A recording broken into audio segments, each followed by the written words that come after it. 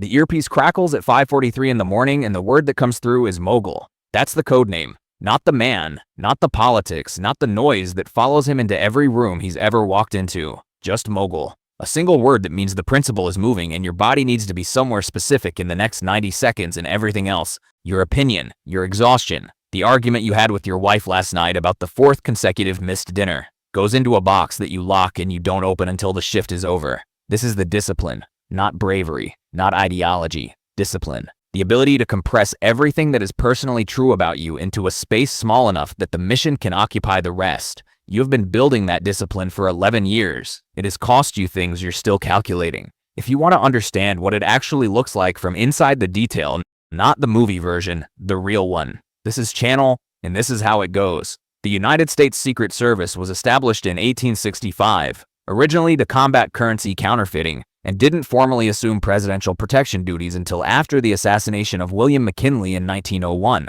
which means it took 2 dead presidents before the country decided the job required a dedicated professional apparatus. That institutional history matters because it shapes the culture. The service thinks of itself as the last line, not the first, and that self-conception produces a specific psychological orientation that you absorb before you're conscious of absorbing it. There are approximately 3,200 special agents in the service. The Presidential Protective Division, the PPD, the detail that covers the sitting president, and in this case, the former president, under the elevated post-presidency protection protocols established after January 2021, numbers somewhere between 100 and 150 agents on rotation at any given time. The public sees the ones closest to the body. They don't see the advanced teams, the counter-surveillance units, the logistics coordinators, the rooftop positions, the magnetometer operators, the vehicle teams, the intelligence analysts running real-time threat assessments on every venue the principal approaches. You are a team leader now. You see all of it. You are responsible for a piece of all of it. You came in through the standard pipeline. Criminal justice degree from Penn State. 3 years as a local police officer in Harrisburg, Pennsylvania, which is not a glamorous posting, but which gave you something the service values more than glamour. Genuine street experience. The ability to read a crowd not as an abstraction, but as a collection of individual human beings, each doing something specific, each carrying something in their body language that either fits the context or doesn't, and the gap between fits and doesn't is where the threat lives. You applied. You passed the written exam, the physical fitness test, the polygraph, the background investigation that went back 23 years and interviewed people you'd forgotten you knew. You went to the James J. Rowley Training Center in Beltsville, Maryland for 6 months. You learned the fundamentals: protective driving, defensive tactics, firearms qualification, which for Secret Service means putting 3 rounds in a 3-inch group at 15 yards in under 2 seconds every time, not sometimes, and then doing it again after you've been running. And you learned the theory of protective intelligence, which is the science of identifying threats before they become incidents. Your first assignment after training was the Chicago field office, working financial crimes for 18 months, which is where every new agent starts because the service's original mandate still exists, and because working complex financial fraud cases develops analytical skills that translate directly to protective intelligence work. You were good at it. Patient in the way the work requires, able to hold multiple threads of a complicated picture without needing them to resolve prematurely. Your supervisor noticed. You got the call to the PPD at year 4. The first thing they tell you when you join the Presidential Protective Division is that the principal is not your friend. This sounds obvious. It isn't. The proximity of the work, the hours, the travel, the shared stress of environments that are always potentially hostile, creates conditions that would produce friendship in any other context. Your job is to maintain professional distance while operating at a physical closeness that would be intimate in any civilian relationship. You stand 3 feet from the most powerful or formerly most powerful person in the country for 12 hours at a time. You hear conversations you're not supposed to be participating in. You see the person behind the performance, the tiredness, the irritability, the moments when the public version drops because there are no cameras and the principal forgot you count as an audience.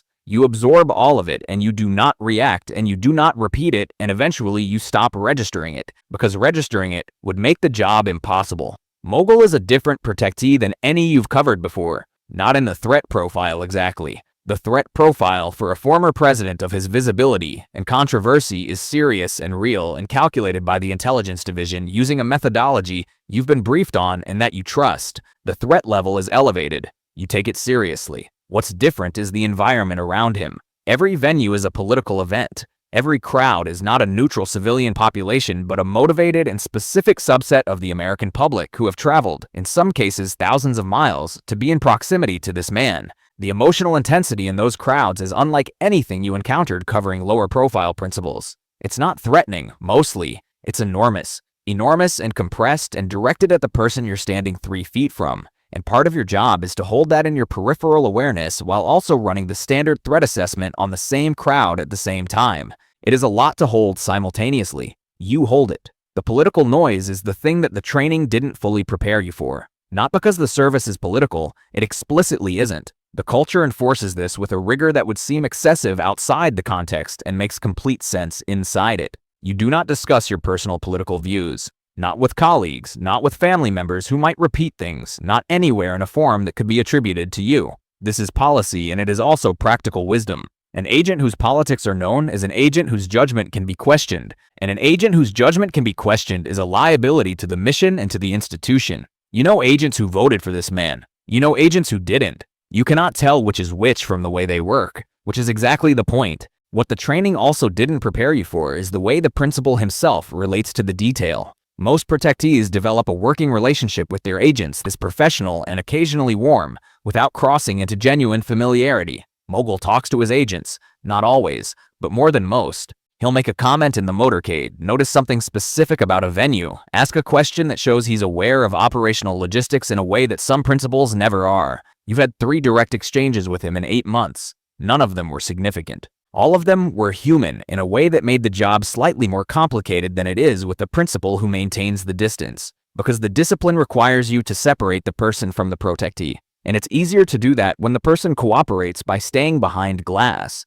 The rally in Fayetteville, North Carolina in September is the shift you replay afterward, not because anything happened, because of how close something came to happening and how the after action tells a story about the gap between the threat you can see and the threat you can't. The venue is a 9,000-seat arena. Your advanced team has done 3 walkthroughs, magnetometers on every entry point, counter-surveillance teams covering the parking structures, rooftop positions on the 2 buildings with sightlines into the principal's movement path from the motorcade to the venue entrance, a distance of approximately 40 meters. You've wargamed the vulnerabilities. You've positioned assets to cover them. You are, on paper, as prepared as preparation allows. What the advance didn't catch is a man in Section 114 who had arrived 4 hours early before the magnetometer protocols were fully operational and who had been sitting in a seat in a patient way for the duration of the event that your counter-surveillance analyst flagged on the 3rd camera pass as inconsistent. Inconsistent means he's not watching the stage the way 8,999 other people are watching the stage. He's watching the entry corridor on the east side of the arena floor. Your analyst calls it in. You redirect 2 assets to Section 114. What the assets find is a man who has no weapon, no prohibited item, and a medical alert bracelet indicating a seizure disorder that explains the specific quality of his stillness and his unfocused gaze. It wasn't a threat, it was a medical condition. The machine that you're running flagged it correctly. Something didn't fit, and the resolution was nothing. That's most of what the job is, flagging and resolving nothing. And the discipline is to flag everything anyway, because the one time you don't flag something is the one time the resolution isn't nothing. The Butler, Pennsylvania event changes things, not your assignment. You weren't on that detail. You were running a separate advance for a fundraiser in Palm Beach, but you watch it in real time on the operations feed and you feel something that takes you a moment to name because you've trained yourself not to feel things in real time during operations. What you feel is the specific quality of professional failure that has nothing to do with you personally and everything to do with the institution you were part of. The shooter was on a rooftop with a line of sight that the advance had assessed and decided was manageable, and the assessment was wrong, and the principal was struck, and the fact that the wound was not fatal is a function of geometry and chance, and not a function of the protection working correctly. You know this. Every agent knows this. The after-action reports confirm it in language that is careful and institutional and devastatingly honest in the way internal documents can be when they're not written for public consumption. What follows is an institutional reckoning that you're inside while it's happening, which means you see both the genuine urgency of the reform effort and the way that urgency gets shaped and partially absorbed by the same institutional culture that produced the failure. Protocols change. The rooftop assessment methodology is revised. Resources for advanced work are increased. The conversations in the operations center are more serious in a specific way, the way conversations get when a near miss has reminded everyone what the actual stakes are. You've had this experience before in smaller ways. Moments when a what-if became almost real and the team recalibrated. This is a larger version of the same recalibration. Whether the recalibration is sufficient is a question you can't answer from inside it. You make team leader at year 9. The promotion means you are now accountable for the decisions of 8 agents on your rotation, which is a different category of responsibility than being accountable for your own decisions. When you were a line agent, your error was your error. As a team leader, the error of anyone in your team is partly yours, because your job is to see the gaps before they produce errors, to identify the agent who is carrying too much fatigue from the last rotation, to notice that the advanced plan has an assumption in it that hasn't been stress tested, to run the scenario where everything goes wrong and make sure you have an answer for it. The weight of this is real. You don't talk about it at home because home is the box, and the box is where you put things that don't belong in the mission, and the mission is continuous. Your daughter is 7. She knows you have a job that involves keeping people safe. She knows you travel. She drew a picture of you last year that she gave you for your birthday. A stick figure in a black suit with a curly line coming from one ear, which is the earpiece, which means she's been watching you more carefully than you realized. You put it on the inside of your locker at the field office.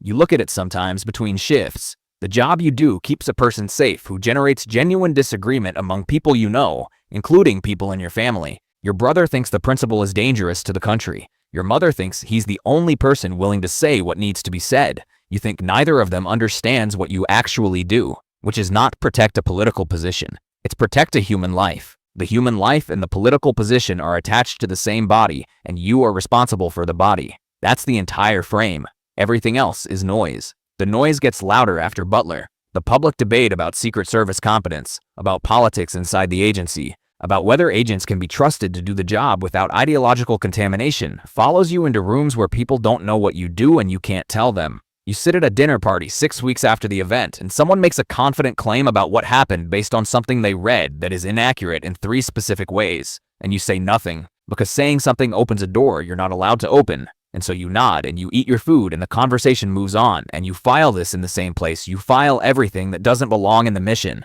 You have 11 years left until retirement at your current trajectory. 11 years of shifts and advances in motorcades and arenas and the specific quality of alertness that has become so habitual you can't turn it off in a movie theater or a shopping mall or a parking structure. The automatic scanning, the noting of exits and positions and the faces that don't fit. Your wife has stopped asking if you can turn it off. She adapted. You love her for the adaptation and feel the cost of it in a way you don't examine directly because examining it doesn't change it, and the shift starts at 5:30. The earpiece will crackle again tomorrow morning. The word will come through. Mogul is moving. Your body will be somewhere specific in 90 seconds. The box will close. The mission will open. And somewhere in a training facility in Beltsville, Maryland, a new agent is learning to put 3 rounds in a 3-inch group at 15 yards in under 2 seconds. And they're doing it because they believe in something, the way you believed in something, and the belief is real. And what the belief costs is something they'll spend the next decade discovering. That's how it works.